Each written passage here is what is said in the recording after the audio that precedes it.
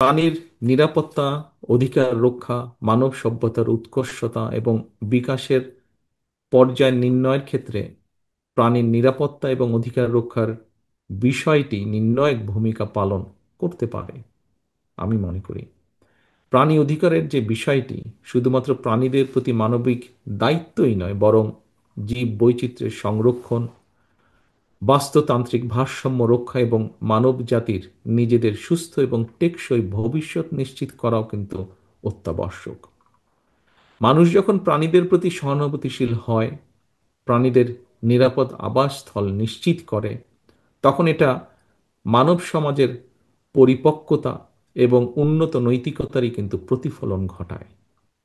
সুতরাং মানুষ তার নিজের প্রয়োজনেই প্রাণীদের বাঁচিয়ে রাখা দরকার, প্রাণীদের আবাস অক্ষত রাখা দরকার।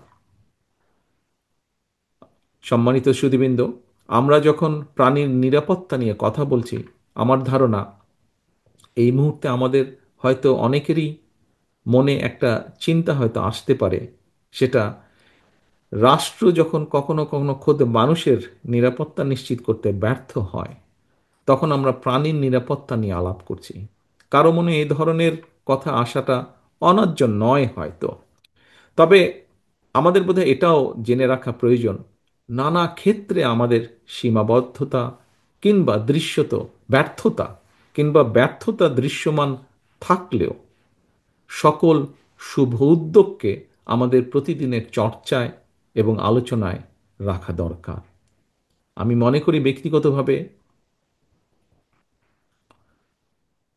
আমি মনে করি আমি মনে করি গণতন্ত্রের সঙ্গে মানুষের অধিকারের সম্পর্কটা যেমন, বাস্তুতন্ত্রের সঙ্গে পশু পাখি এবং বন্য প্রাণীর অধিকারের সম্পর্কটা তেমন।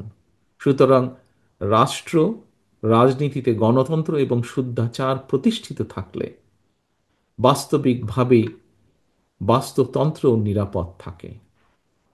সম্মানিত উপস্থিতিবৃন্দ, আমার মনে হয় ১.৫ দশকেরও বেশি সময় ধরে একজন মানুষ, একজন নাগরিক হিসাবে সকল গণতান্ত্রিক রাজনৈতিক অধিকার হারানোর কারণে আমাদের অনেকের মনে হয়তো এক ধরনের অসহিষ্ণুতার জন্ম নিয়েছে। এই অসহিষ্ণুতা কাটিয়ে একজন মানবিক মানুষ হয়ে ওঠার জন্য মনুষ্যত্ব অর্জন আর পশুত্ব বর্জনই হোক আমাদের অঙ্গীকার। আমি বিশ্বাস করি আমি বিশ্বাস করি মানুষ হিসাবে আমরা রাষ্ট্র এবং সমাজে নিজেদের অধিকার নিশ্চিত করতে পারলে অন্য সকল প্রাণীর অধিকার সংরক্ষণের ব্যাপারেও আমরা আরো সতর্ক এবং যত্নবান থাকব।